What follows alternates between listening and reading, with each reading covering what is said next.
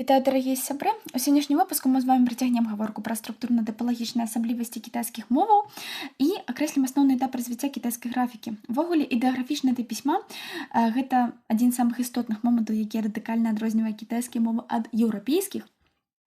Чаму складана засвоіць такі тып пісьма? Паколькі ягоныя элементарныя адзінкі і іерогліфы тыпу ай, сін, няо і гэтак далей маюць не толькі знешнюю абалонку фонетычную, як нашыя літары, аднак і абавязкова ўнутраны змест, то бок лексічнае значэнне. Гэта значыць, што кітайскія іерогліфы адпавядаюць нашым словам ці марфемам. Калі вы плануеце вывучаць кітайскія мовы, вы мусіце мець вельмі добрую візуальную памяць, каб трымаць у галаве некалькі тысяч такіх іерогліфаў карцінак. Вядома, што існуюць элементарныя рысы, элементарныя ключы, з якіх складаюцца больш складаныя іерогліфы, аднак ужо саміх гэтых элементарных рысаў некалькі соцень. Таму майце на ўвазе. Хто ж лічыцца стваральнікам кітайскіх іерогліфаў? Згодна з легендай, стваральнікам лічыцца старажытны гістарыёграф Цаньце, які жыў пры двары міфічнага імператара Хуаньді ажно ў 26 стагоддзі да нашай эры. Ён вырашыў, што з'явы навакольнай рэчаіснасці можна перадаваць пры дапамозе умоўных абазначэнняў, сімвалаў, і ён гэтыя сімвалы прыдумаў, было ўсяго 540. Аднак легенды легендамі, а найстаражытнейшымі кітайскімі тэкстамі лічацца надпісы на костках і чарапачых панцырах, якія адносяцца да 14-11 стагоддзя нашай эры, эпохі Шан.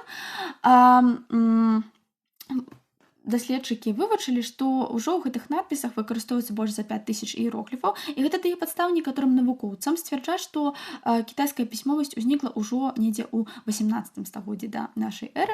Розныя крыніцы даюць розныя стагоддзі. Ужо ў эпоху Чжоу выкарыстоўваўся яшчэ больш прагрэсіўны тып пісьма на бронзавых пасудзінах, і там было яшчэ больш 1000 гэтых іерогліфаў. Аднак, што ўяўляецца мне найбольш цікавым, гэта эвалюцыя выгляду самих іерогліфаў. Першапачаткова гэта былі такія класічныя знакі іконы. Вы мусіць ведаеце, гэта падзелена на знакі іконы, індэксы і сімвалы. Гэта былі піктаграмы, то бок кожны іерогліф імкнуўся капіяваць тую з'яву рэчаіснасці, якую абазначаў. Ну, да прыкладу, іерогліф сонца імкнуўся капіяваць сонца, быць падобным да сонца. Іерогліф чалавек быць падобным да чалавека, іерогліф конь да каня, слон да слана і гэтак далей.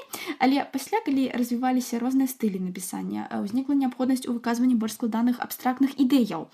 Тады выгляд іерогліфаў, іхныя рысы рабіліся ўсё больш умоўнымі, я б сказала, больш квадратнымі.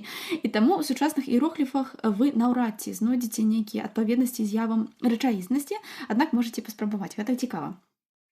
Так вось, нягледзячы на тое, што прайшло ўжо некалькі тысячагоддзяў, і кітайцы рабілі даволі шмат рэформаў свайго правапісу, але такіх радыкальных рэформаў, як у Карэі ці там Японіі, яны не зрабілі. То бок яны, кітайцы сучасна нясуць гэта і скарб, і цяжар тысячагадовай пісьмовай традыцыі, вось гэты ідэаграфічны правапіс, які складана засвойваць не толькі замежнікам, але і самім кітайцам, самім кітайскім навучэнцам маленькім. Вось калі у вас узніклі свае думкі, ідэі на гэты конт, калі ласка, пішыце ў каментарах, а мы з вами працягнем гаварыць на гэтую тэму ў наступных відэа. Падпісвайцеся.